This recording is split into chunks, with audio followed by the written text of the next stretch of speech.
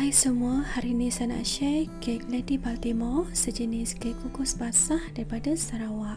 Kek ni sangat sedap, korang mesti cuba. Saya menggunakan unsalted pure butter, iaitu mentega asli tanpa garam.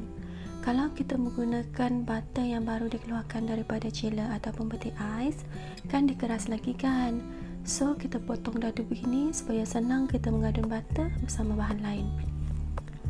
Kali ni saya menggunakan 500 gram pure butter. Tapi kalau kita guna jenama lain seperti Anchor, kita boleh je letak 2 buku butter bersamaan dengan 454 gram.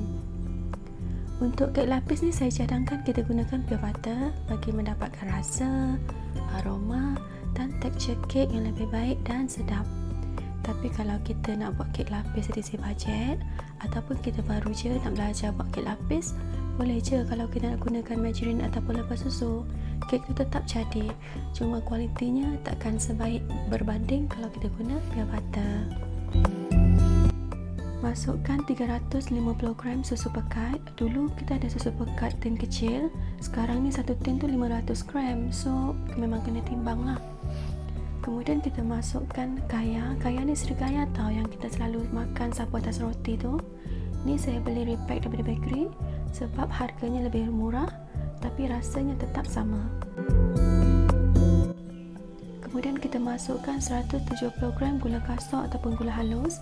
Gula kasar ni dia lebih halus daripada gula halus. Dua-dua tu boleh guna. Kalau kita suka manis kita boleh tambah lagi lah, tapi saya rasa cukuplah 170 gram.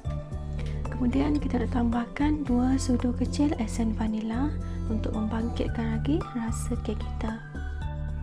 Masa mula mengadun tu, kita mesti mulakan dengan speed perlahan dulu sebab kita nak bagi bahan tu sebati sikit, baru kita naikkan dia punya kelajuan sedikit demi sedikit. Tujuannya bukannya apa, kita tak nak bahan kita tadi terpelanting keluar daripada mangkuk mixer.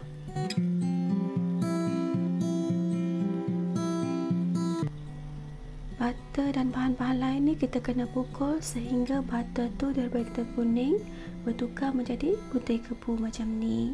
Ini belum cukup lagi ya. Sekali-sekala tu kita kena offkan mixer, kau balikkan adunan bagi memastikan semua bahan yang kita adun tadi tu dipukul dengan rata dan tak ada butter yang berketul kat bawah tu dan gula yang dalam adunan kita tu betul-betul dah hancur.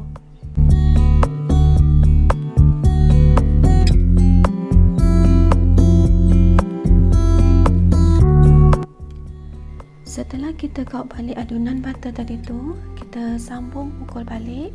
Pukul sehingga butter tu betul-betul gebu dan putih.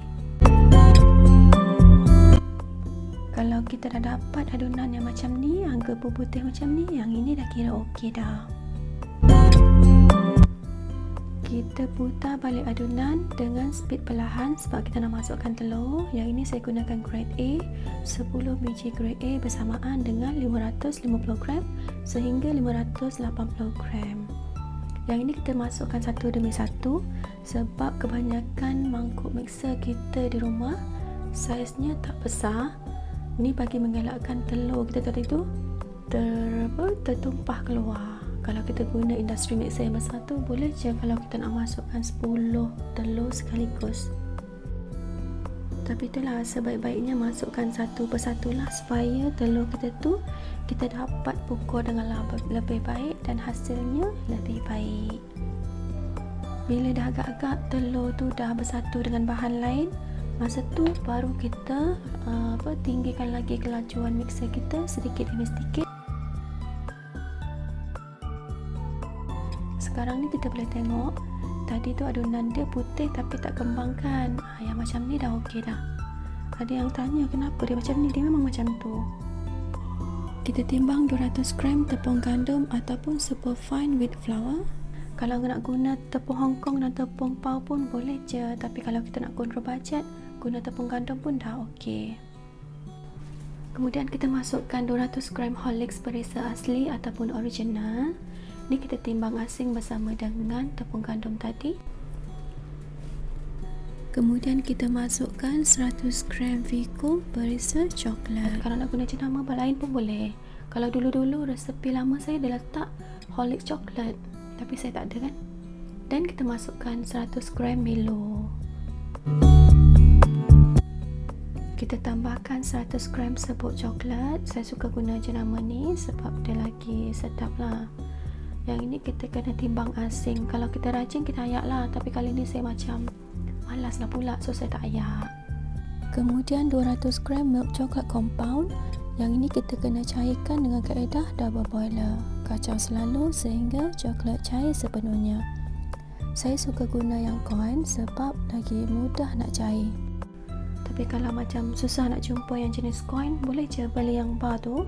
Kita potong-potong kecil dan kita double boil sehingga dia licin macam ni lah. Macam ni ha. Onkan mixer dengan speed perlahan dan kita masukkan coklat cair tadi. Sepatutnya masa ni saya kena tambahkan browning sugar tau, tapi saya terlupa. Tak apa, nanti kita cover dekat step yang belakang-belakang nanti tu. Masukkan semua sekali coklat cair ni, adun sehingga sebati. Bahagian tepi-tepi mangkuk mixer ni kita kena kikis lah supaya kita dapat adun semua bahan tadi dengan baik. Kita perlahankan lagi mixer. Masukkan bahan kering yang kita dah satukan tadi, yang Horlicks, Milo bagai tadi tu. Masukkan sedikit demi sedikit, sebab kalau kita masukkan semua sekali, nanti tepung-tepung tu berterabur. So kita masukkan sedikit demi sedikit lah. Seeloknya ayak lah, sebab kadang-kadang tu Milo, Horlicks tu kan berketul kan. Tapi yang saya punya ni okey je, so saya tak ayak lah. Saya masukkan sedikit demi sedikit, kemudian kita adun. Mula-mula ni memang kita kena guna speed rendah lah sampai adunan tu nanti dah bersatu semuanya dan nampak macam tak ada bahan kering tu. Masa tu baru kita lajukan kita punya mixer tu sedikit demi sedikit. Bahagian tepi-tepi ni memang kena kikis lah. Kau balikkan ke tengah mangkuk. Dah masuk semua tepung tu, baru saya perasan saya lupa masuk browning sugar. Tapi tak apa, kita masukkan masa sekarang ni pun boleh je. Browning sugar ni memang dia agak keras lah. Kalau kita nak dia cair sikit, kita rendam dengan air panas supaya kita senang nak keluarkan browning sugar ni. Browning sugar ni gula hitam, kebanyakannya ada jual di Sarawak. Dia tak sama tau dengan browning sugar yang banyak di pasar raya tu. Kalau kita tinggal di Semenanjung, kita boleh beli di Lazada ataupun Shopee. Satu botol browning sugar ni 50 gram, saya masukkan semua.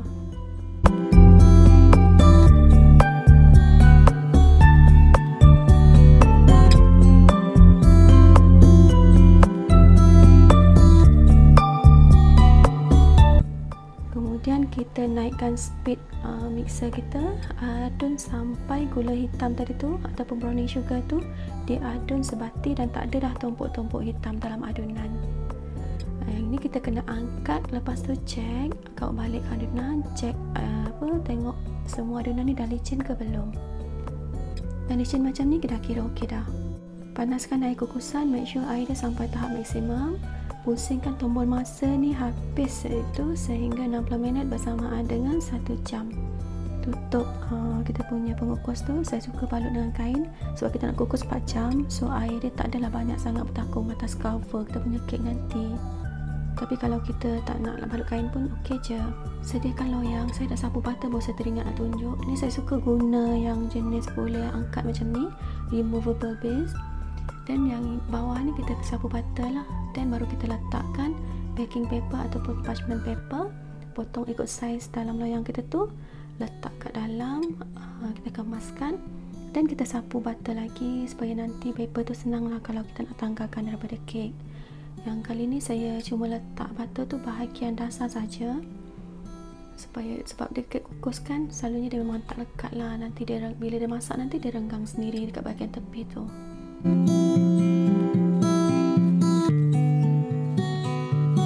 Bila loyang tu dah ready, baru kita masukkan adunan kita lah. Masukkan semua sekali. Bahagian tepi-tepi dalam mangkuk mixer tu kita kena gunakan spatula. Kita kikis semua dan masukkan semua adunan dalam loyang ni.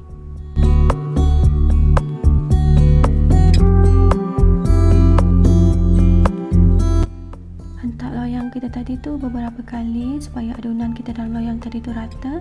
Dan bila kek masak, tak adalah kek kita tu berlubang-lubang. Tapi kalau kita terlupa step ni, tak apa, boleh je, tapi kalau boleh kita hentak dululah kan. So kita cover atas permukaan loyang tu dengan plastic wrap. Kita boleh guna plastic wrap ataupun aluminium foil.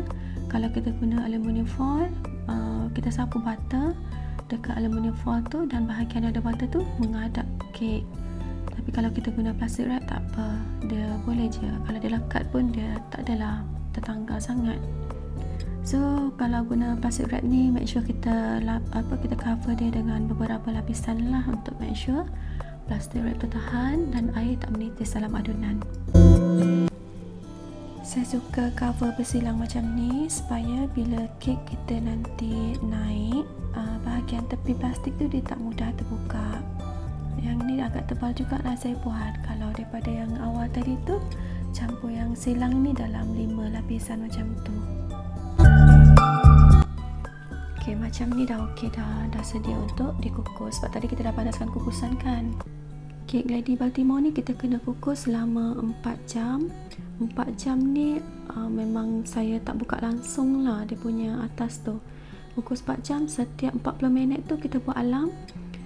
Setiap 40 minit tu kita kena pusing balik tombol masa sehingga ke angka 60 full ya. Dan kita tambahkan air dia sampai ke tahap maksimum. Part ni penting tau, takut nanti kita terleka, tiba-tiba air tu dah habis, masa tu dah habis, kita tak perasan. Selepas 4 jam barulah kita buka. Tu tengok air daripada kain yang kita balut tadi, tengok atas permukaan kek saya tu tak ada air yang bertakung sebab air dia pergi pada kain tadi tu. Pembalut atas ni, setiap penutup kita punya kek tu memang kena terus buka sebaik sahaja kek kita keluar daripada pengukus, supaya kek kita tu tak basah dan tak berpeluh dalam loyang.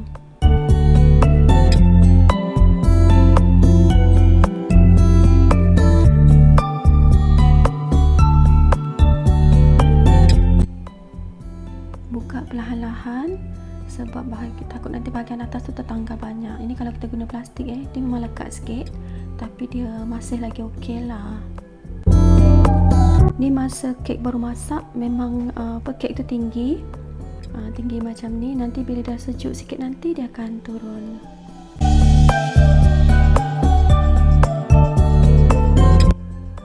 Kita sisipkan bahagian tepi-tepi kek ni. Masa ni kek dah agak turun, so dia renggang sikit lah, tapi kita bantu, kita nak make sure memang bahagian tepi tu dah renggang sebab kita nak keluarkan kek ni daripada loyang.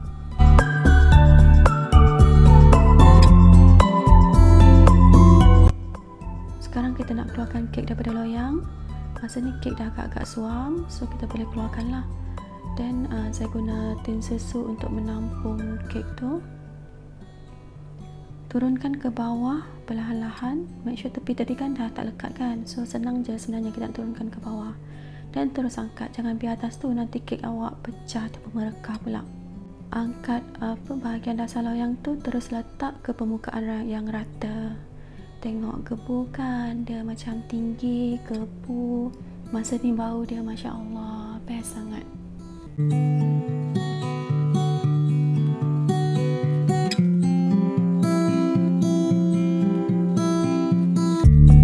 Sekarang kita nak potong kek. Ni kek yang sama ya. Dia nampak lebih gelap sebab waktu penjayaan. Masa ni dah tengah malam. So ambil loyang yang lebih besar ataupun tapak kek, balut dengan wrapping plastic wrap. Kemudian kita terbalikkan.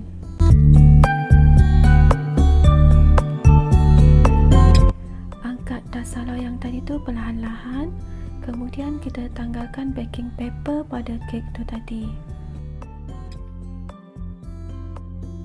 Tanggalkan baking paper tadi tu perlahan-lahan supaya kita tak mencederakan lagi kek tu.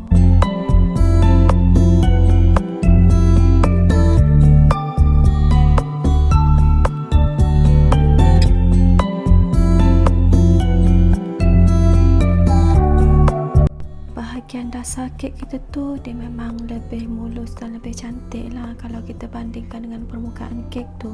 Kalau dasar ni berkedut, maknanya ada masalah lah tu. Tapi biasanya cantik lah macam ni. Sekarang ni kita nak potongkan kek guna kertas A4 sebagai penanda. Ni nanti senang kita lipat dia untuk tengok bahagian tengah kek tu. So kita tak perlu guna pembaris lah. Teknik ni lebih mudah lah kita nak follow sebab kita tak perlu ukur kek tu daripada hujung ke hujung. Mula-mula kita kena dapatkan lebar kek tu dulu.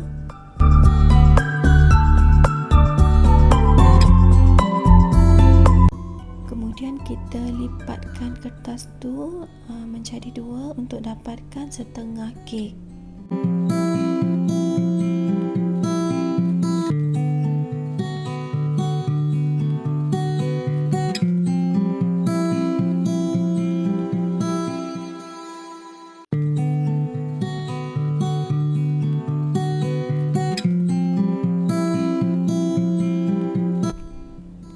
Saya suka cek dulu, takut nanti kita salah side kan. So yang ini kita lipat dua, letak atas kek, jangan tekan ya, letak saja. Kemudian kita ambil pisau panjang yang tajam, letak dulu, tengok dia selari tak dengan kertas tadi tu. Bila dah sure, dah tepat, baru kita tekan pisau tu sampai ke bawah.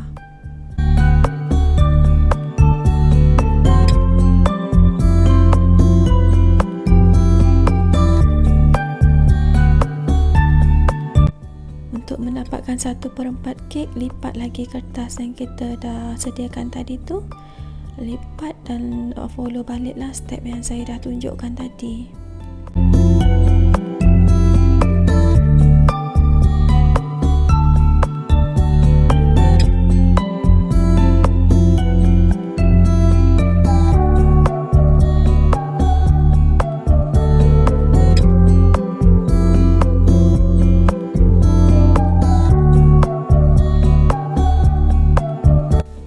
Sekarang ni kita nak tengok bahagian dalam kek kita, gebu ke tak, berlubang ke tak.